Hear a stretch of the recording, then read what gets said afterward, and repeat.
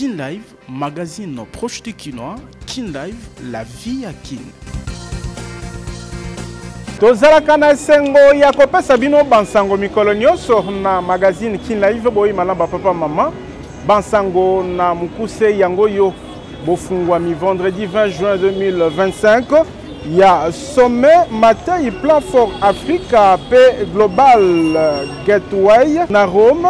Mokonzi Yambula Matadi Judith Suminwa oya représenter École Congo démocratique abina ko présenter ba opportunité ya investissement na Congo RDC na tina ko benda ba investisseur ko lendisa boyokani na bikolo RDC pe Uganda. Général Muhozi, chef d'état-major ya Uganda, a commis na engumba Mokonzi Kinshasa. Ghislain Mwanji Yaebi na ko lancé vendredi plateforme Yasika Babengi avance atalisi posa na ye ya kobuyamba mana Mokonzi Mboka Félix Tshisekedi simako contrôler ville ya Kinshasa école RDC Afrique pe mokili toyaka liboso na bino mpo na otalisa manso tokutanaki nango ignorance à la terre moko na moko ayeba bokobe masolo nde tolobi Kin Live magazine proche des Kinois. Kin Live, magazine proche du Kinois. Kin Live, la vie à Kin. Ba papa ba mama bana ya Congo démocratique mbote bipai biso bozali kolanda Kin Live édition ya lelo ekofungwama na bansango oyo. Uta mboka Rome Mokonzi Yambula Matadi Judith Suminwa Tuluka ayebi na ko participer na sommet Matei Plan for Africa et Global Gateway vendredi 20 juin 2025. Bisika wapi abina ko présenter ba opportunité ya investissement na Congo démocratique pour na ko benda ba investisseur. Nabokamba mia mokonzi ya commission italienne Giorgia Meloni pe mokonzi ya commission européenne Ursula von der Leyen sommet Matei Plan for Africa pe Global Gateway oyo efungoli bikuke vendredi na Villa Doria na Rome e yambi bakonzi ebele ya Afrika pe mokili ko développer ezali plan Matei pour na Afrika pe Global Gateway effort ya banso pour na continent ya bayindo natina ya kotonga Afrika ya bofuluki oyo evandi na croissance inclusive pe développement durable ezali mama na likambo ya makita oyo École Congo démocratique ezali sami na premier ministre Judith Suminwa Tuluka oyo azali accompagné na ministre ya tourisme Papi Pambia pe ministre ya communication et médias Patrick Muyaya Katembwe na maloba na ye Mokonzi Yambula Matadi alobeli engagement ya École Congo démocratique pour na projet ya corridor ya Lobito École Congo elingi na nzela ya projet oya mutuya kokela écosystème ya développement ya sous-région etalisi Judith Suminwa pona ye pene ya États-Unis na Union européenne École Congo démocratique ezali pe intéressé na ba initiative lokola plan Matei oyo ekotombola ba projet connexe ya mutuya na ntina ya bofuluki ekoumela na partie sud ya mboka ezalaki libaku pona mokonzi Yambula Matadi Judith Suminwa ya kotalisa pe ba opportunité École Congo démocratique ezali kopesa pona kokomisa projet oyo instrument ya intégration régionale continentale pe ya développement oyo ekoumela apesi na libaku oyo makanisi ya kotonga ba infrastructure ya transport pona kosala réseau intégré ya voie ferroviaire tonzela ya train ba infrastructure routière na ya nzela ya mai pe na lac Tanganyika oyo epesi couverture na Tanzanie.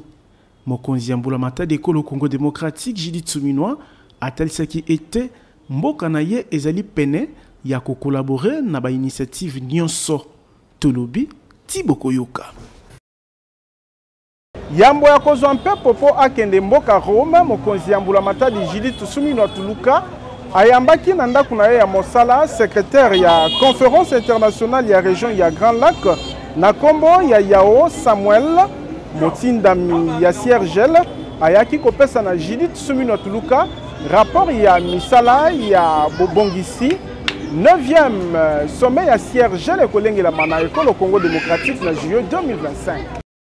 Ekolo Congo démocratique nde eponami pona koyamba sommet ya libwa ya conférence internationale sur la région des Grands Lacs oyo ekosalema mikolo ekoya.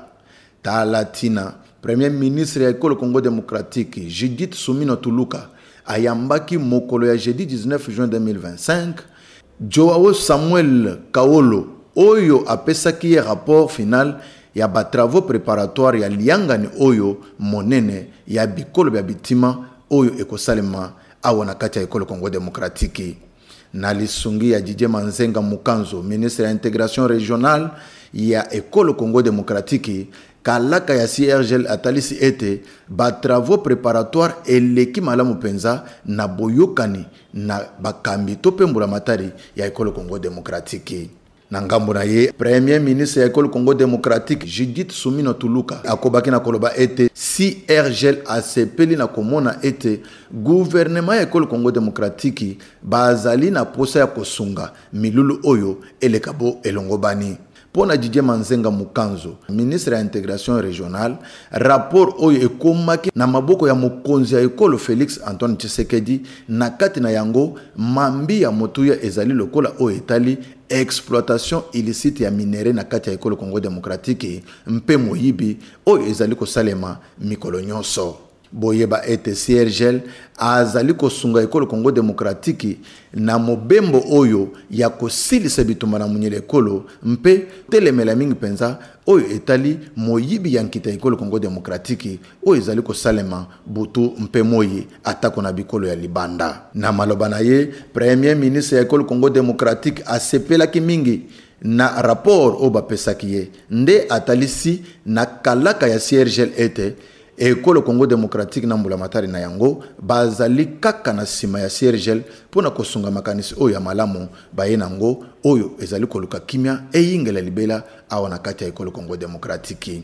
Ya koyeba ezali ete uta le 24 novembre 2024 oyo CIRGL asalaki liangani monene kuna na Ekolo Angola, République démocratique du Congo, mboka ya Félix Antoine Tshisekedi yangonde eponamaki pona kozwa ebonga ya bokambi ya lingomba oyo monene ya CIRGL kolandisama na article 23 ya pacte ya conférence internationale sur la région des Grands Lacs. Tolobi ti bokoyoka.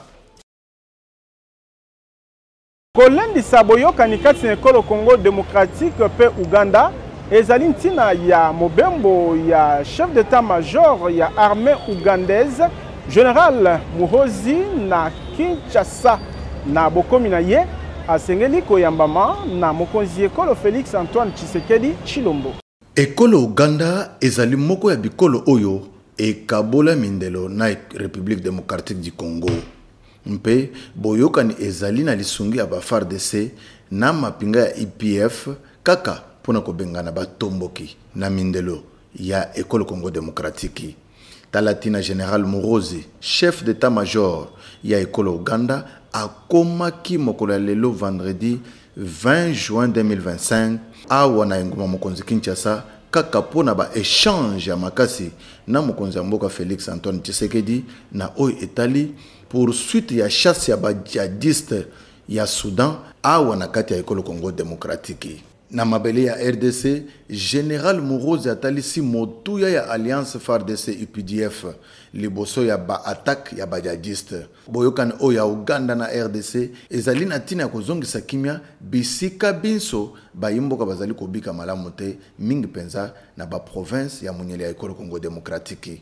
Boyeba ete utamubu 2021 ba soda ya UPDF bazali elongo na FARDC na eteni babengi Shuja etuka ya Nord Kivu mpe na Ituri ba province o mibale bato bazali kobika malamu te na botomboki ya ba djihadiste mpe ba AFC M23. Tolobi ti bokoyoka.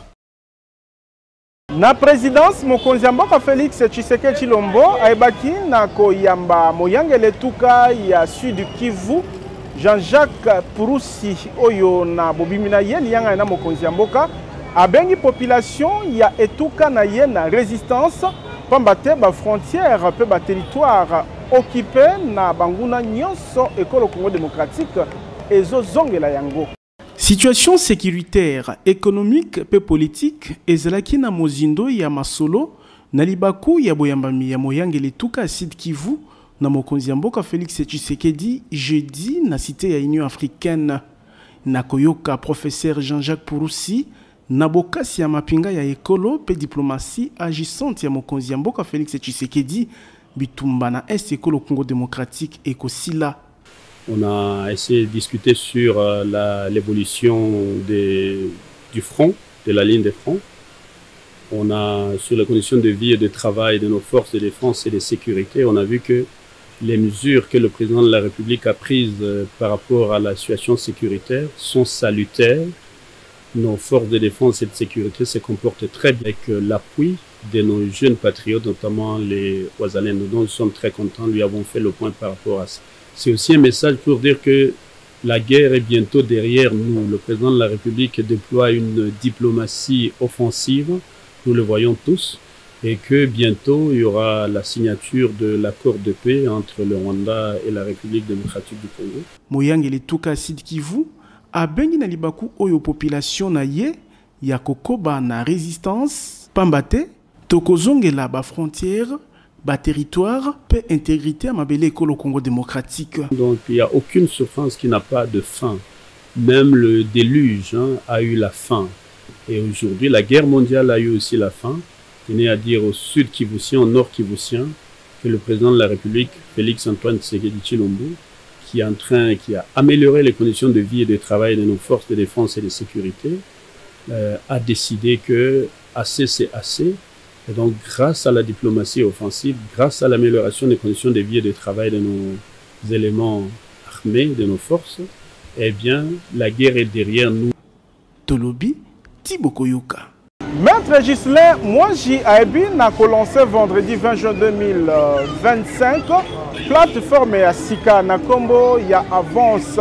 Liboso ya bapanzi sango a na kotalisa posa na ye ya kokutana topeko ya mama. Nambo konza mboka Félix Tshisekedi po aeba na ko présenter makanisi na ye. Ezali point de presse ya clarification pe ya repositionnement politique. Maître Ghislain Mwangi Kayembe akambi vendredi ona Kinshasa. Au cadre ya kala ya parti ya Jean-Marc Abound abandaki na kotalisa tina ya kolongwa na ye na Alliance pour le changement oyo azali ko regretter kutute. Nazali ko yebisa bilengete ebele bazo kosala politique ya mabumu na bango ya ba intérêt na bango. Moke moke bazui bokonzi ya l'état moke moke bangwami moke moke babongi mais mboka eko continuer obe na passe. Mais lokola mboka eza na bitumba nani azo kamba mboka nani azo kamba bitumba wana ezali tata ekolo Félix Tshisekedi siko yokolanda moto oyo ya fandi tongo poko discours na ya liboso abali ko finga Félix Tshisekedi so ibakangi injustice prisonnier politique kaka na libaku oyo Ghislain Mwangi Kayembe asali annonce ya bokelami ya plateforme Avance oyo na nzela na yango alingi kopesa contribution na ye na buluki ba solution na mambi ezali kotungisa Congo démocratique. Avance nenge tozali ko telemisabi lenge mikolo basi mibali va comprendre c'est quoi le patriotisme progrès mboka ekoke ndenge nini pomboka ya avancer le tolobi boye bana mboka nyoso ba ete tozala na sima ya tata ekolo Félix Tshisekedi Tshilombo. Guerre o azobundeza guerre ya famille na ete za guerre ya ye moko te contre Kagame contre Rwanda te po guerre wana akutaki yango mais asali différence na bayo bazali boso na ye amemi guerre wana na motema ne mobimba aboyi kosala ba concession na ba exigence ya banguna. Maître Ghislain Mwangi atalisi pe posa na ye ya kokutana na mokonzi ya mboka Félix Tshisekedi pona kosembolela ye makanisi na ye na tina ya kobimisa mboka na crise oyo umeli mingi. Toyeba ke mboka na biso ezali moko mokonzi azali moko yenda azali kokamba biso pe yenda azali komema biso na nzela elonga na bitumba oyo tolingi ete histoire ya génération bayeba ke Ghislain Mwangi bana mboka nyonso elongo na Avance baboyaki kotikala kidiba pe kosalela banguna mais babo balila sepelaki kosunga mokonzi ya mboka babundaki etumba pe mboka na biso elongaki. Jeune leader congolais oyo azali na kondima ete kolandisama na ba compétences ezali na mboka na bomoko tokoki ko déplacer ba montagne. Tolobi Tibokoyoka. Na cadre ya boluki bozongi ya kimia na Congo démocratique, ba responsable ya RDCP ya Rwanda basilaki kocha mokoloto na accord préliminaire ya paix mercredi 18 juin 2025 ezalaki sima ya masolo basalaki na mikolo misatu na bokambami ya ba membre ya gouvernement américain. Accord oyo ezali na tina ya kosukisa bitumba ya AFC M23 na est ya Congo démocratique. Accord préliminaire oyo basigné na bikolo bibale Rwanda PRDC le 18 juin 2025 na bokambi ya mbulamatari ya États-Unis d'Amérique ezali na makambo minei oyo esengeli kotosa na bikolo bibale mingi penza na tina ya kosilisa bitumba na este ya ekolo Congo démocratique. Ya liboso ezali kotosa intégrité ya ba territoire. Eloko ya mibale ezali kotika bitumba. Ya misato ezali batomboki batika minduki balanda nzela ya kimia. Kasi oyo ya suka ezali intégration sous condition ya ba rebelle na bakati ya ba troupe. Botosi ya accord oyo na bikolo bibale ekobongo la makambo ya kobenda na oyo ebandaki utakala na kati ya bikolo lokola RDC na Rwanda.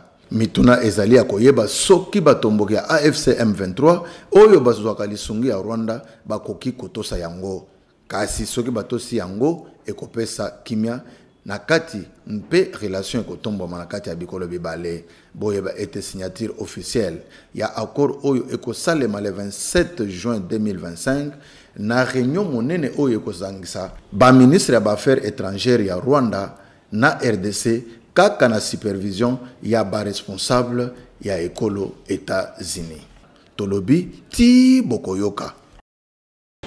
Lingomba politique lamuka na nzela molobeli na ye Prince Penge ebi na kotalisa esengo kolandisama na implication ya États-Unis d'Amérique pona boluki kimia makanisi oyo esili kopesama sima ya koparafe projet ya accord kati na Congo démocratique pe Rwanda.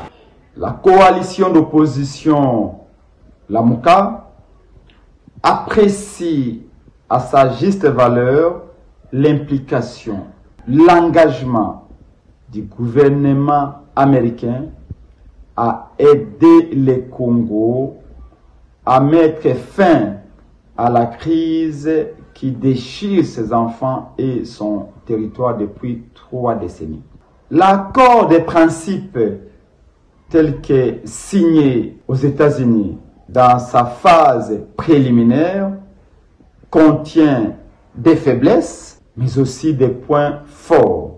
Parmi les points forts que nous apprécions, l'obligation faite au Rwanda de retirer du sol congolais son armée, mais aussi l'obligation faite au Rwanda de reconnaître la souveraineté du Congo acquise depuis 1960 par la lutte acharnée de Patrice Lumumba et ses compagnons. Sans oublier les points qui nous tiennent à cœur, nous de la coalition Lamuka, ADD Congo et le président Martin Fayulu, y compris notre peuple. C'est l'imposition de la fin des hostilités. Pour la coalition Lamuka, les enfants du Nord Kivu, du Sud Kivu et de l'Ituri doivent retrouver la paix immédiatement. Bana Kinshasa babengami na quartier Mukanga de na commune ya Maluku na inauguration ya terrain ya football oyo etongami na ba norme ya standard international na yemoko président Ziko Mukanga. Independence chacha tosuie okiponza chacha tubakini. Le 30 juin mokolo lipanda ekolo Congo démocratique ezali pe mokolo président Ziko Mukanga Makila Lumumba aponi pona kosala inauguration ya stade Ziko ezwami na quartier Mukanga de na Menkao na commune ya Maluku.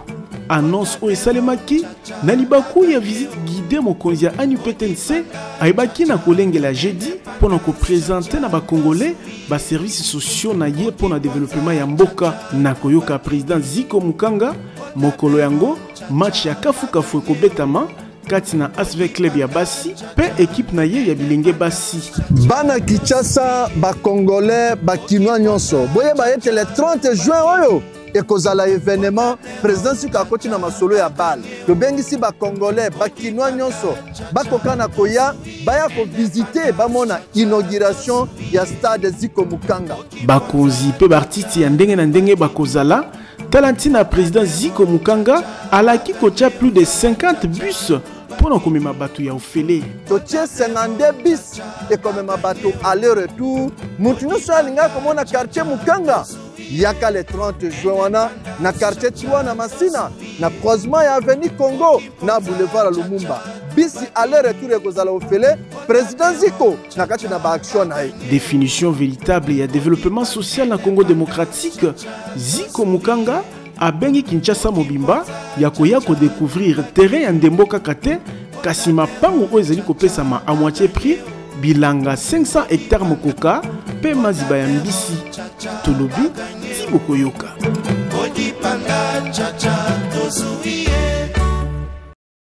La voix des sans-voix est bien na lancé sensibilisation y a population na o Italie politique publique plaidoyer suivi pe contrôle citoyen na Bokambi na Lisungi y a Banso na Bokambami y a directeur exécutif adjoint y a la voix des sans-voix Irène Monama vendredi 20 juin babandi na commune ya Makala. Ba chef de quartier ya commune ya Makala pe ba membre ya société civile bazali bongo ba sensibilisateur la voix des sans-voix a ebina ko formé vendredi 20 juin 2025 natina ete na ngambo na bango bayeba na ko sensibiliser population. Directeur exécutif adjoint y a la voix des sans-voix Irène Monama oyo akambi makita alobelaki ba question prioritaire ezali na commune urbano rural ya Makala lokola assainissement santé pe sécurité bakisa ba besoin lokola ya l'hôpital pe ya Wenze outil na VSV ba chef ya quartier bakosala ba focus na ba chef de rue pe population na ngambo ya société civile bango bakosala sensibilisation des porte à porte na Makala lelo toye pona ko lancer sensibilisation après avoir conformé ba sensibilisateur o ezali ba représentant ya ba quartier c'est-à-dire ba chef de quartier pe ba ndeko na biso ya société civile tozotinda bango siko ko déployer bango na terrain pour que ba bongo na ko sensibiliser population pour na makambo o etali sécurité makambo etali environnement topé salubrité ainsi que besoin aux na kati ya commune pour que ba bongo na kotonga marché moko moderne et hôpital général ya référence. Dodunkai chef ya quartier Wamba oyo asepeli na initiative ya la voix des sans-voix alaki implication na bango. Tolingi Makala bosoto te mais tolingi Makala bopeto et parmi ba message oyo topesi bokomona yango et puis nous allons faire de tout notre mieux pour te commune na biso ezala penza aseni. Toko sensibiliser population et puis ba mégaphone ndenge toza ba pesi biso biloko toko salela musala pour être message ezala vraiment ekomatina 20 fonds ya population ba yeba ko capter message oyo toko pesa ba. Formation oizeli ko salama na Lisungi ya programme d'appui na participation citoyenne parek na mukuse et ko sala sanza mobimba litomba na yango ezali ko longa changement mentalité pe ya comportement ya population tolobi tiboko yoka. Kopeto la pe kobongisa stade de martyrs ya Kinshasa, maître Didier Boudimbo, ministre ya sport, asalaki jeudi visite surprise pour na kotala lolenge misala ezali kotambola. Azalaki elongo na Dadou Etambe, gestionnaire ya stade de martyrs pe ba membre ya cabinet na ye. Nalikanisi ya kobeto la libanda ya masano ya martyrs, ministre ya sport Didier Boudimbo akitaki le 19 juin 2025 na stade pona koyeba lolenga wapi misala ya kopeto la mizali ko salema. Na visite surprise oyo kaka onkotela ya stade de martyrs, Didier Boudimbo akotanaki na Dadou Etambe, gestionnaire ya stade wana. Mpe bapusanaki bisika bilenge bajardine bakosala musala na oisika ministre ya sport asepelaki ata mokete na komona ete atako bakosala misala kasi bosoto ezali koyingela. Il y a un grand contraste. Saleté à boutique, saleté, ça n'a pas de sens. Et Kouneda Banani. Na moi makasi Didier Bodimbo elongo na boko ba membre ya cabinet na ye akendaki kosala ronde ya stade Mobimba pona koyeba na bozindo lolenge misala ya kobongisa stade ezali kosalema. Numéro 1 ya sport asengaki bafungolele ba toilette ayeba soki ya solo ba toilette wana ekomi peto. Atalaki lisusu tribune de presse yambo ya ye kokoma na entrée oyo monene bisika wapi bapozaki porte oyo ekosala ete insécurité ezala lisusu na stade te. Ici en bas il y a des toilettes ou bien Kalikolo. À l'intérieur du stade, on a essayé de faire quelques toilettes au hasard comme ça. Je vois qu'il y a une certaine maintenance, mais il y a des endroits où on doit encore rectifier le tir parce que comme on reçoit un grand match au mois de septembre, on aimerait que tout soit bien en fait. À part la clôture, il y a aussi cette solution-là qui va empêcher les inciviques, pendant que les gens dorment, qui viennent faire leurs besoins ou prendre des douches ici ou qui transforment ça en hôtel la nuit. Avec ça, ça pourra empêcher ces gens-là d'avoir accès la nuit et le stade pourra être maintenu propre. Donc nous sommes en train de travailler sur cette solution-là. Parce qu'aujourd'hui, si le Congo est qualifié pour la Coupe du Monde, c'est la fierté de tous les Congolais, même ceux qui sont dans les zones occupées. Parce que le football est fédérateur, le football nous rassemble tous. Semayaye kobaluka stade de Martyr Mobimba, Didier Budimbu atalisaki ete libanda ya masano ya Martyr eko kangamana suka ya sanza eye nantina ya kobongisa pona komilengele na ba éliminatoire ya Coupe du Monde oyo ba Léopard ya Ekolo Congo Démocratique bakoyamba bikolo mibale na sanza ya libwa ya mobu moye tozali na yango tolobi ti bokoyoka. Kotanga na mikili ya poto comme facile pour na bilenge Ekolo Congo Démocratique na bokasi agence de voyage Tour du Monde Service o ezali ko faciliter visa d'études peu d'inscription. Je suis dans l'une des universités catholiques d'ailleurs. Kotanga université na poto ezala na ba institut technique et komi pété pona bana ya Kinshasa pe ya RDC. Pambate mokonzi agence de voyage Tour du Monde Service azalaki na ba différents pays ya Europe ndakisa France, Belgique, Italie, Suisse pe misusu pona ko signer ba protocole d'entente na ba différentes universités ya bamboka o ya Europe pe ba institut technique natina ko faciliter bilenge ezala ba ya école secondaire olingi okende kotanga na poto sans risque ya ko se faire escroquer. Adresse ezali moko agence de voyage Tour du Monde Service po awa okosala choix université yo moko pe agence eko faciliter yo na ba démarche pour na inscription pe obtention ya visa d'études. Soki omonaki pasi na kala lelo temes mobiki si aye kosunga yo mwana ya Congo olingi kotanga na poto okende kosala ba études na yo na pete ezala ba bourse d'études possibilité ya kozwa yango pe ezali spécialisé dans ko faciliter ba démarche pour na visa. Temes ezali kokoba kufungola champ bino ba yebolingi kokende États-Unis, Canada pour na ba raison ya tourisme pe misusu.